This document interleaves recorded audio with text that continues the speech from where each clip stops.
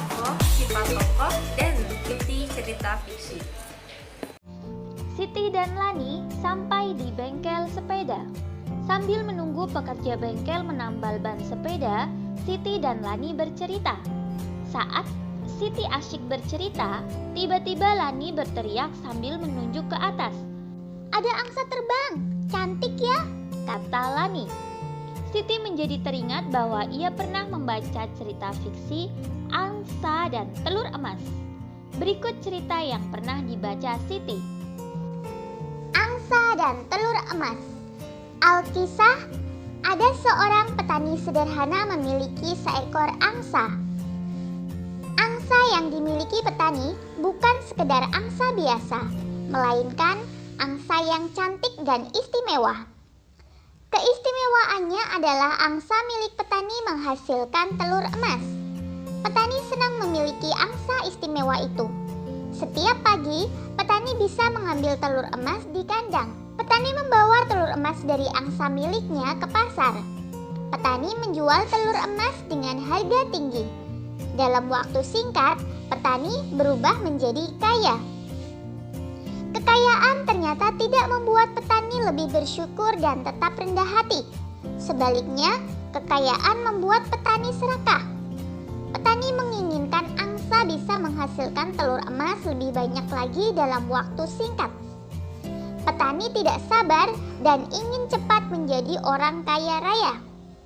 Ketidaksabaran petani terhadap angsa miliknya muncul karena angsa hanya memberikan sebuah telur setiap hari. Petani merasa dia tidak akan cepat menjadi kaya dengan cara begitu. Setiap hari sepulang dari pasar, petani menghitung uangnya. Suatu hari, setelah menghitung uangnya, sebuah gagasan muncul di kepala petani.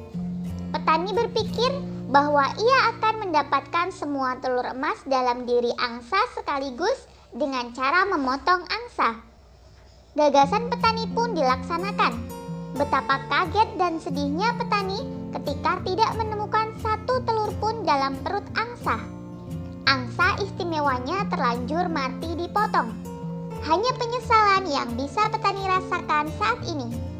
Keinginan petani menjadi kaya raya semakin jauh dari angan-angan. Dari cerita tersebut kita dapat mengambil hikmah atau pembelajaran. Kita sebagai manusia harus mensyukuri yang sudah dimiliki. Jangan serakah hanya karena ingin cepat kaya. Sesungguhnya Tuhan sudah mengatur rezeki manusia. Barang siapa yang telah memiliki sesuatu dengan berlimpah, tetapi serakah dan menginginkan yang lebih lagi, dia akan kehilangan semua yang dimilikinya. Selanjutnya kita identifikasi cerita angsa dan telur emas tersebut. Inti dari cerita tersebut yaitu seorang petani yang memiliki angsa istimewa. Angsa bertelur emas. Akan tetapi, petani ingin angsanya banyak bertelur supaya ia cepat kaya. Sehingga petani memotong angsa tersebut namun tidak menemukan telur. Dan pada akhirnya, petani menyesal karena angsa istimewanya mati dipotong. Tokoh utama dalam cerita tersebut yaitu seorang petani. Sikap yang dimiliki tokoh utama yaitu serakah dan tidak bersyukur. Seharusnya sikap tokoh utama yaitu selalu bersyukur atas nikmat yang telah diberi oleh Tuhan dan tidak serakah. Nah, seandainya kita menjadi tokoh utama dalam cerita tersebut, kita menjadi seorang petani yang memiliki angsa istimewa, maka sebaiknya kita tidak serakah, kita selalu bersyukur atas rizki yang telah diberikan oleh Tuhan Yang Maha Esa. Pada dasarnya, cerita fiksi adalah cerita rekaan. Cerita fiksi dibuat berdasarkan hasil olahan imajinasi atau daya pikir pengarangnya secara artistik dan intens. Cerita fiksi diwarnai oleh kultur, pengalaman batin, filosofi, religiositas, dan latar belakang pengarang lainnya. Selain itu, cerita fiksi diolah berdasarkan pandangan, tafsiran, kecerdikan, wawasan, dan penilaian pengarang terhadap berbagai peristiwa, baik peristiwa nyata maupun peristiwa hasil rekaan semata. Berikut ini beberapa contoh cerita fiksi dan inti dari cerita tersebut. Contoh judul ceritanya adalah Malin Kundang. Tokoh ceritanya ada Malin Kundang, ibu Malin Kundang, dan istri Malin Kundang. Sifat tokoh utama itu angkuh, pemarah, dan juga durhaka. Inti dari cerita tersebut, Malin Kundang dikutuk menjadi batu ketika durhaka kepada ibunya. Ya, kita tidak boleh durhaka kepada orang tua, kita harus selalu menyayangi dan menghormati orang tua. Contoh cerita yang lain ada Roro Jonggrang. Ya, ini pada pembelajaran sebelumnya sudah pernah kita baca ya cerita tentang Roro Jonggrang.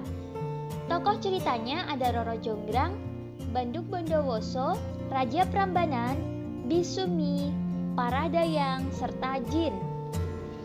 Sifat tokoh utama pada cerita Roro Jonggrang yaitu untuk Roro Jonggrang ini sifatnya sopan santun namun dia tidak menepati janji.